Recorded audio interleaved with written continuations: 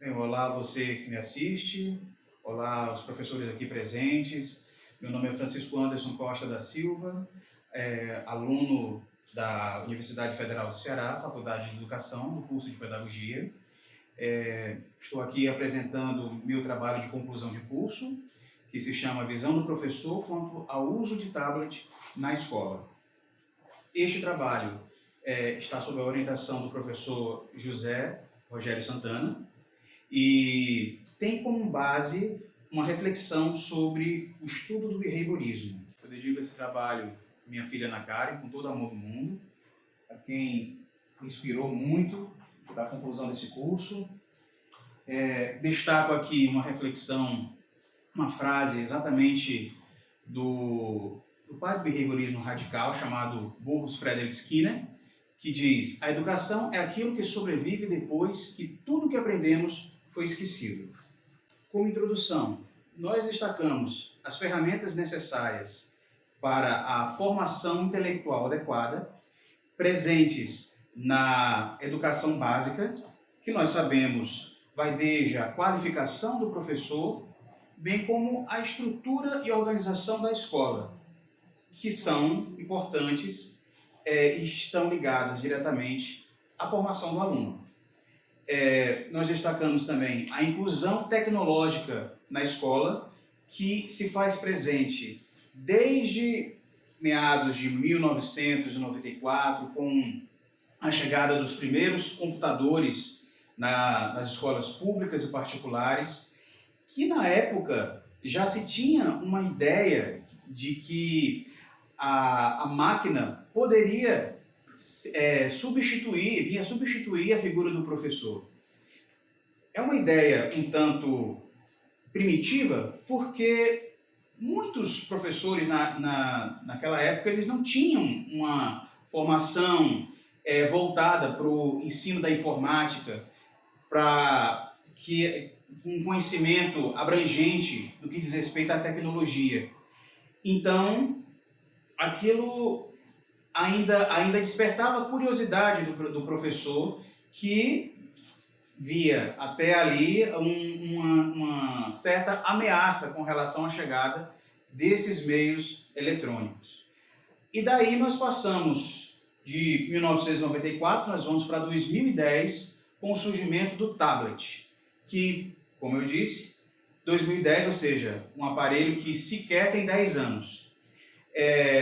Ele surgiu um pouco depois da criação dos primeiros smartphones, que, de uma engenharia moderna, eles eram basicamente um computador portátil, bem mais fácil de carregar do que um notebook ou um netbook, onde se tinha um leque de opções. Você poderia escrever um texto, ler uma determinada notícia de jornal, ver um vídeo.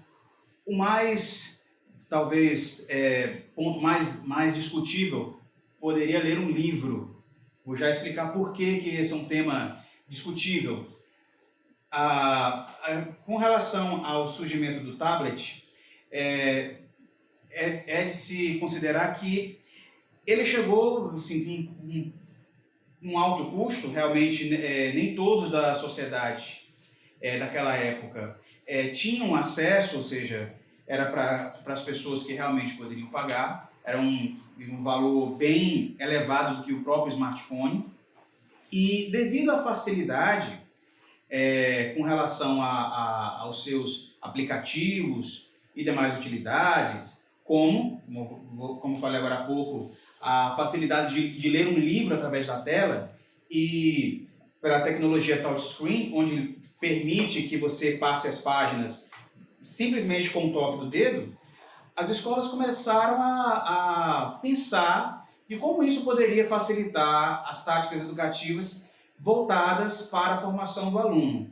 Deste modo, algumas escolas particulares, a princípio, começaram a voltar às suas aulas com o uso do tablet. Mas aí entra um ponto em questão. Como é que o professor ele estaria qualificado exatamente para no caso, ministrar suas aulas por meio desse objeto. Daí, nós podemos destacar, também na parte introdutória do trabalho, a mudança da rotina de estudos da criança, onde não se via mais a criança com livros e cadernos, via crianças com tablets.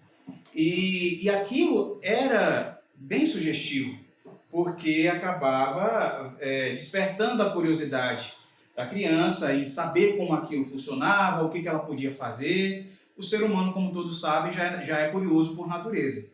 Então, daí se via a necessidade da adaptação do modo de ensino do professor. Citando aqui o referencial teórico, nós falamos a respeito da base do trabalho, que é exatamente o estudo sobre o behaviorismo, que nada mais é do que um estudo investigativo do comportamento humano, baseando-se em estímulos e ações do indivíduo.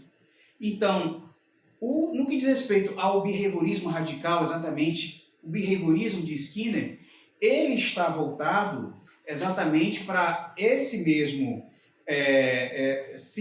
mesma sistemática de estudo do comportamento através de estímulos e ações, mas oriundos de fatores externos.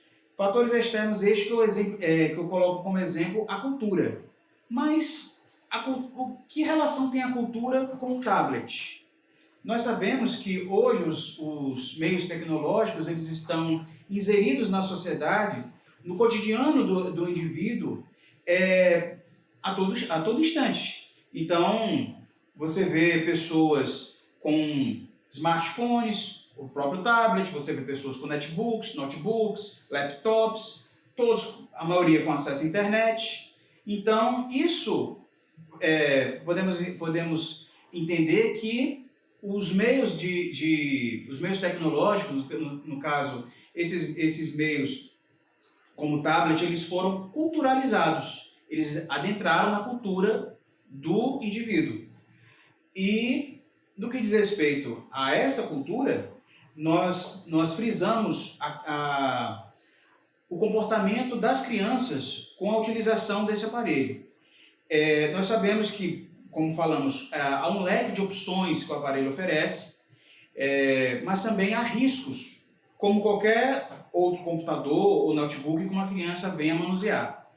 Os riscos, como já sabemos, eles vão desde a sites proibidos, como a exposição da sua vida dentro de uma rede social, que infelizmente hoje as crianças com menos de 10 anos já têm rede social, então eles já às vezes não sequer entendem os riscos que a internet oferece, que, como nós sabemos, a internet é uma terra de ninguém.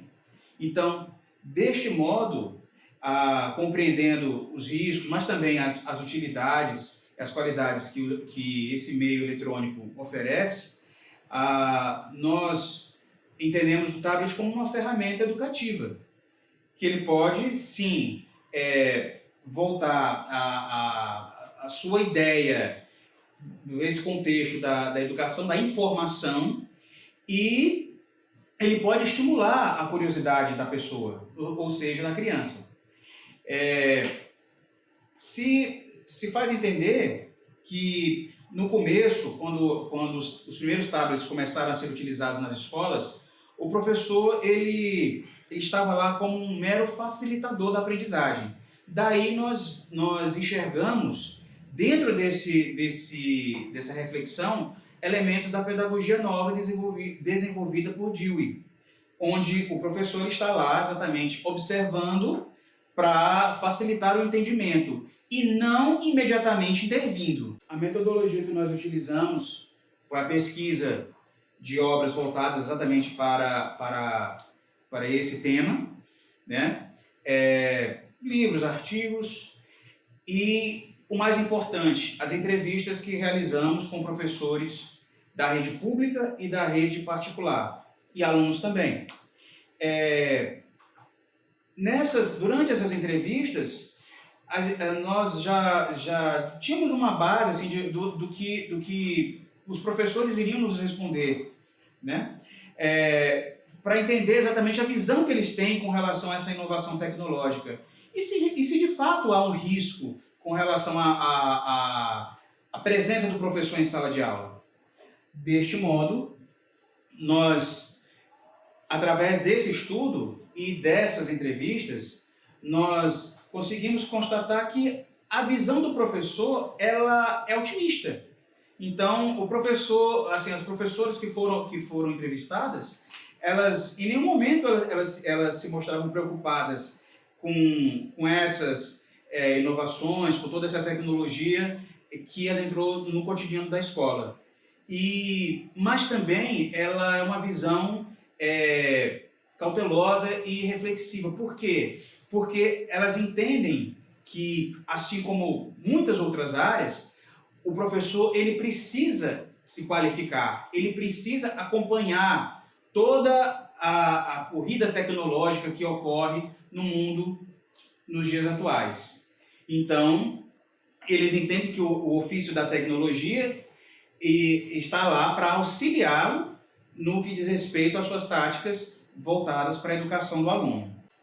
E, deste modo, nós criamos uma perspectiva futura, que aí nós lançamos até uma frase, um questionamento, aliás, que diz que será que poderá um dia, a figura do professor ser substituída pela tecnologia daqui a 10, 20, 50 anos?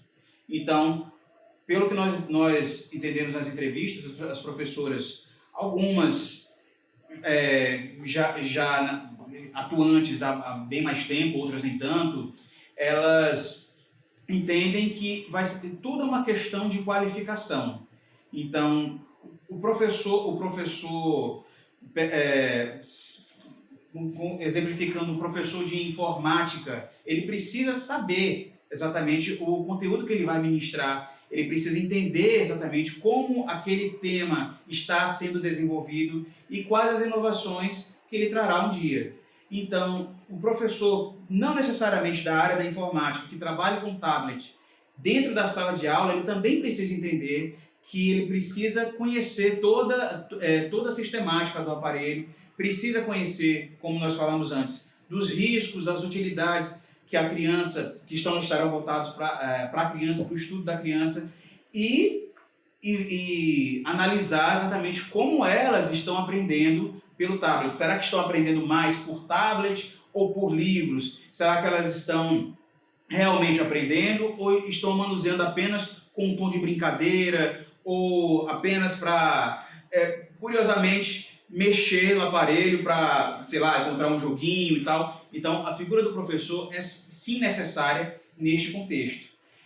E a qualificação do professor, como eu citei, de forma continuada, como nós podemos ver, muitas instituições hoje oferecem cursos de qualificação voltados para a área da informática dentro da educação. Então, o professor hoje, seja ele de qual área, ele precisa estar ciente de que a qualificação é necessária. Bom, eu gostaria de agradecer a presença aqui do professor Rogério, professor Luiz Távora, professora Tânia, que não pôde estar presente, mas muito me ajudou na realização desse trabalho. A todos os meus colegas que me apoiaram, a minha família e, é claro, a Deus. Como bom cristão, eu gosto de citar essa frase no meu filme favorito, Desafiando os Gigantes, que para Deus todas as coisas são possíveis. Então, muito obrigado.